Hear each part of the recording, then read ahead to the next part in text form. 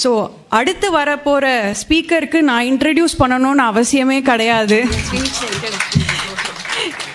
நம்ம எல்லாருக்கும் இன்ட்ரடியூஸ் பண்ணி வச்சதே காயத்ரி ஆண்டி தான். அதனால நான் இன்ட்ரடியூஸ் பண்ணணுன்றதுலாம் ஒரு விஷயமே கிடையாது. But at the same time as the rule goes, Gayatri ji வந்து கவுண்ட்லெஸ்ஸான லைஃப்ஸை டச் பண்ணியிருக்கா, including kids like us, and she has built the lives of so many people sitting here. அது வந்து இங்கே இருக்கிறவா எல்லாமே சொல்லுவா, அது நான் சொல்லணும்னு அவசியம் கிடையாது. Especially in Nanganallur and of course in Bangalore also. At the same time எல்லா விஷயத்தையும் மேனேஜ் பண்ணிக்கிறது ஆண்டிகிட்டேருந்து நாங்கள் எல்லாரும் கற்றுண்டோம். காயத்ரிஜி கிட்டேருந்து கற்றுண்ட ஒரு விஷயம், she manages home, she manages lot of children at the Gurukula, she teaches to lot of children. ஒரே நேரத்தில் கரெக்ட் பண்ணிட்டு இருப்பா, அண்ணாவோட உபன்யாசம் கேட்டுன்னு இருப்பா, at the same time event எல்லாம் கரெக்டாக நடக்கிறதான்னு பார்ப்பா, அதுக்கப்புறம் ஆற்றுக்கு போய் என்ன வேலை பண்ணணும் அப்படிங்கிறதையும் மென்டலாக பிளான் பண்ணிட்டு இருப்பா. So she is an inspiration to all of us and to many people like us. So over to Gayatri ji. எப்படி சமர்த்தரோடைய அன்பப்ளிஷ்ட் ஒர்க்ஸை வேணாபாய் மாதிரி ஒருத்தரால் தான் எடுத்து சொல்ல முடியுமோ, கூடவே இருந்து ஆச்சாரியனுடைய ஹிருதயத்தை புரிஞ்சுட்டு குரு சரணத்திலே வாழ்ந்தவாளால் மட்டும்தான் அதை பற்றி பேச முடியும். அப்படி காயத்ரி ஜி அண்ணாவோடைய அன்பப்ளிஷ்ட் ஒர்க்ஸை பற்றி இப்போ பேச போகிறா. Sadgurunath Maharaj ki jai. First I wanted to on behalf of all of us, I want to request Anna that this can't be done in 2 hours. We need at least 2-day camp for just expressing all these things. இன்னைக்கு ஒரு பெரிய power பாயிண்ட்லாம் prepare பண்ணியிருந்தேன். நிச்சயமாக அதுக்கு time இல்லை, புரோக்ஷனம் கூட இல்லை, தரிசனம் தான். மிச்சம் இருக்கக்கூடிய கிரந்தங்களில் ரிலீஸ் ஆன கிரந்தங்களே இன்னும் கொஞ்சம் இருக்குது.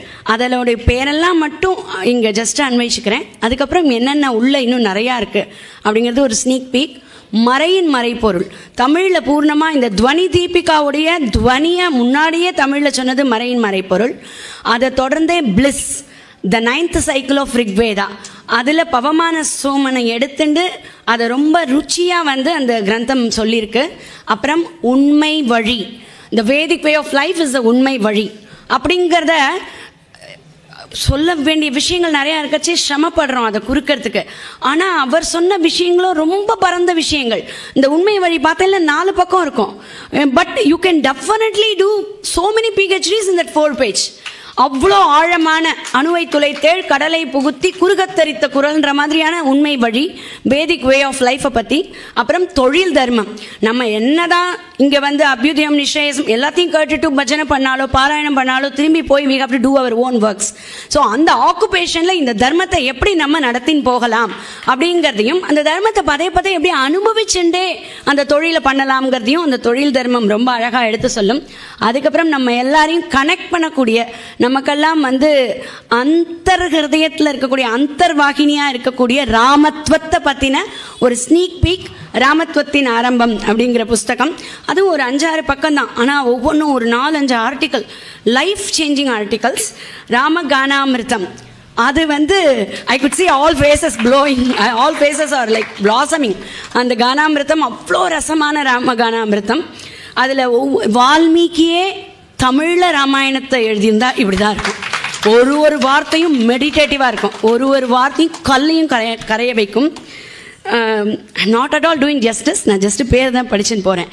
அதுக்கப்புறம் ஸ்ரீ பிரேமிக ராமபோதினி பார்ட் 1, இதில் ராமகதாமிருத்த சாரத்தை எடுத்து வச்சு அதில் சம்ஸ்கிருதத்தில் ஸ்ரீ அண்ணாவனுடைய ராமகதாமிருத்த சாரத்துக்கு பாஷ்யம் எழுதியிருக்கார் எங்கன்னா, அதை தொடர்ந்து தமிழ்லையும் டிரான்ஸ்லேஷன் இருக்குது.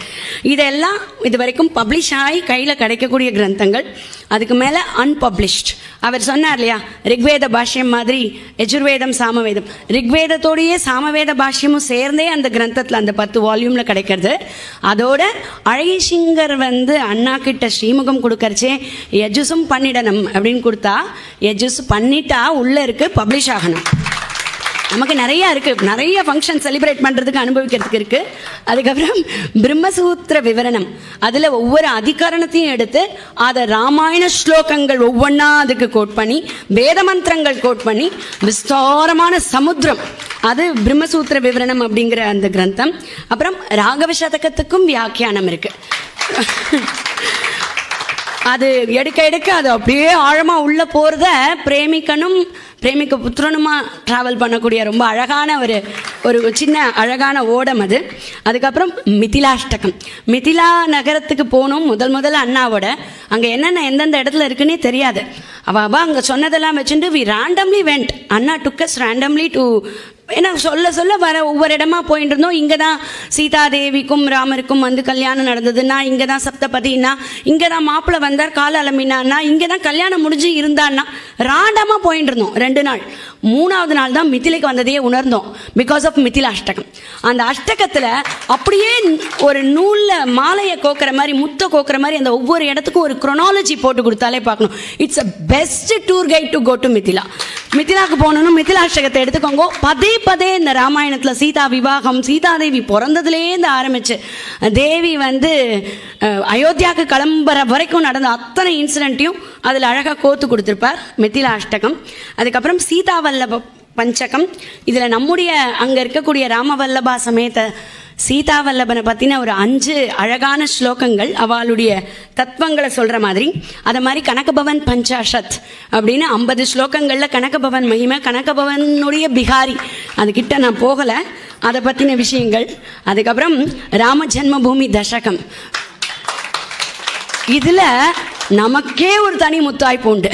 என்ன அப்படின்னா, ஒரு 150 பேர் வேத பாராயணம் பண்ணக்கூடியவா ரித்விக்குகளை அழைச்சிட்டு போய் அங்கே ராம ஷட்டாட்சரி ஹோமங்கள் ஜபங்கள் எல்லாம் நடந்துட்டு இருந்தது, வேத பாராயணங்கள் நடந்துட்டு இருந்தது.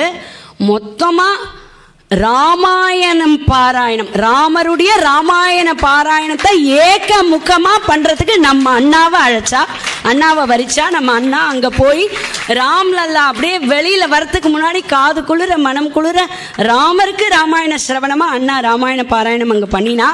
ராம்லல்லா பிரதிஷ்டை அன்னைக்கு அப்படி ராம்லல்லா கண் மலர்ந்த உடனே இவருடைய ஹிருதயம் மலர்ந்து முதல் மங்களாசாசனமாக 2 ஸ்லோகம் ராம்லல்லாக்கு பண்ணினா.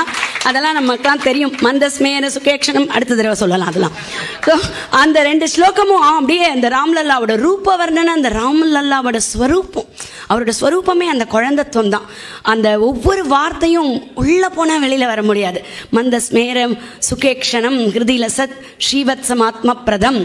இது வந்து பிரலூட், அதனால இவ்வளோதான் சொல்ல முடியாது. அப்போ எக்ஸாக்ட்லி இன்னைக்கு 1 வருஷம் ஆறுது ராம்லல்லா பிரதிஷ்டை ஆகி. அந்த 2 ஸ்லோகங்களை அன்னைக்கு அப்போ முதல் மங்களாசாசனம் பண்ணினா, பின்னாடி இன்னும் 8 ஸ்லோகங்களை சேர்த்து தசகமாக பண்ணினா, அதில் ராம் ஜென்ம பூமியினுடைய பூர்ணத்தையாக இருக்கக்கூடிய வரலாறு வருது.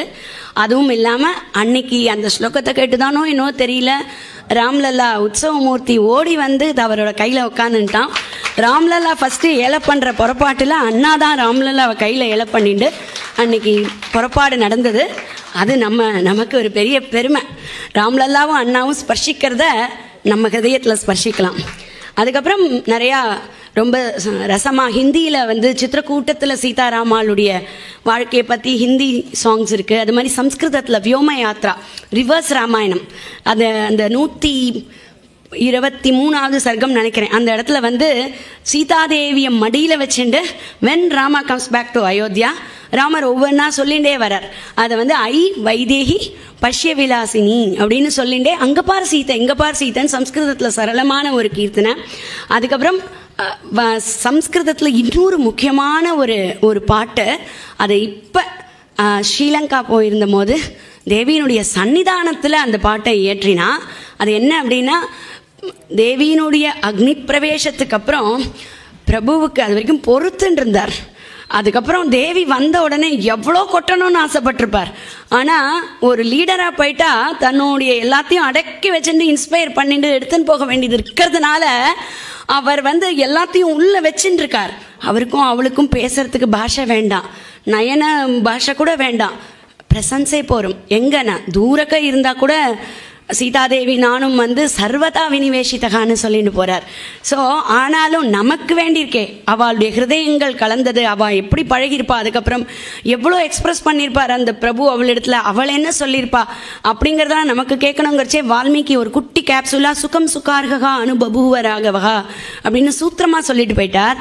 அதை ராம மத்தேன உணர்ந்து அதை ரொம்ப அழகாக பதே ஒரு பெரிய பாட்டு, பிரேமைவ சத்தியம் சர்வதா ஜெயதி அப்படின்னு எடுத்து அந்த கட்டத்துக்கு அப்புறம் அவள் 2 பேருக்கும் என்ன கான்வர்சேஷன் நடந்திருக்கும் அப்படிங்கிறத ரொம்ப ருச்சியாக சொல்லிட்டு போகிறான்.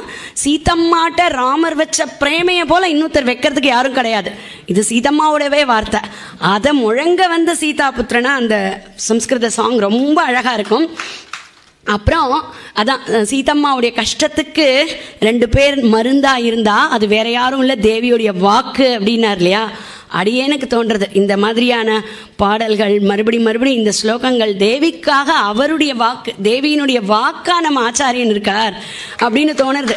அதனாலதான் அவரோட டிரான்ஸ்லேஷனையே கூட சுபானி தர்மயுக்தானி வச்சனானி சமர்ப்பயன்னு சொல்லி சீதா மாதாக்கு தான் தன்னுடைய மேக்னம் ஒப்பஸான அந்த 10 வால்யூம் ராமாயணத்தை அண்ணா அர்ப்பிச்சிருக்கா.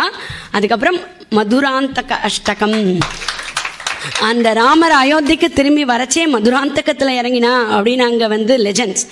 அந்த இடத்துக்கு அண்ணா சொல்கிற பாவம் என்ன அப்படின்னா, இதுக்கு மேலே I didn't give up on Sita. How can I give up on Sita? I can even give up on my life, but not on my wife. அப்படின்னு ப்ரூவ் பண்ணினார் மதுராந்தக அஷ்டகத்தில்.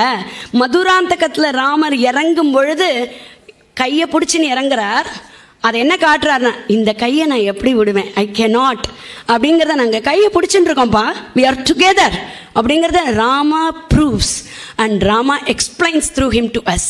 அதுக்காகவே அந்த மதுராந்தக அஷ்டகம் அந்த 8 ஸ்லோகம் தான். இந்த 8 ஸ்லோகத்தில் ராமாயணத்தோட முடிவு மதுரமான அந்தகம், a sweet end அப்படின்னு சீதம்மாவுடைய ஹிருதயத்துக்கு ஒரு மருந்து. சீதம்மாக்கு தான் முதல் வருத்தம் வரும். When anybody says Sita was given up by Rama, Sita will be the first person to get hurt because her pati was insulted by that.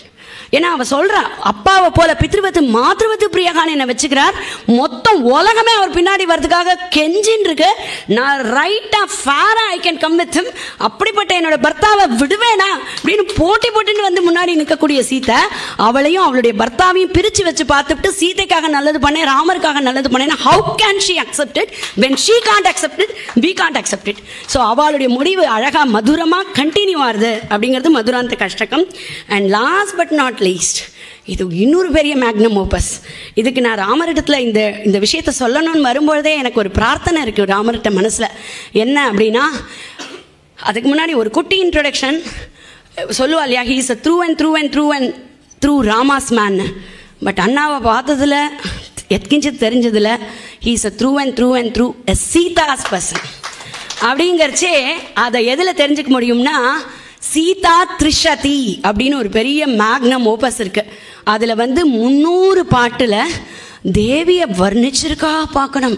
தேவியினுடைய ரூப வர்ணனை 100 பாட்டு, தேவியினுடைய குணவர்ணனை 100 பாட்டு, தேவியினுடைய தத்துவ வர்ணனை 100 பாட்டு அப்படின்னு எடுத்துட்டு தேவியை வர்ணிக்கிறத கேட்க அது அடி எனக்கு என்ன ஆசை அப்படின்னா, நன்னா சங்கீதம் தெரிஞ்ச நம்ம குழந்தைகள் யாராவது அந்த 300 பாட்டையும் நன்னா பாடி அதுக்குன்னே ஒரு பாடசாலை, ராமாயண சங்கீத பாடசாலைன்னு வச்சு இந்த 300 பாட்டையும் சொல்லி கொடுத்த சீதாயா சரிதம் மகத்துன்னு தேவியினுடைய சரித்திரத்தை இவருடைய வாக்கு மூலமா கொண்டு போகணும் அப்படின்னு இன்னைக்கு நங்கநல்லூர் ஆஞ்சநேயரத்துல பிரார்த்தனை பண்ணிட்டு இப்படி வச்சு சந்தோஷமா சீதமா கொண்டாடுற பதிலா முதல்ல டீலிட் வாங்கினோன்னே என்னுடைய இப்போ அவர் சொன்னார் இல்லையா சுக்ரீவா, அது மாதிரி கிங் ஆஃப் ராமா அப்படின்னு, அது என்ன பாவம்னு புரியாது.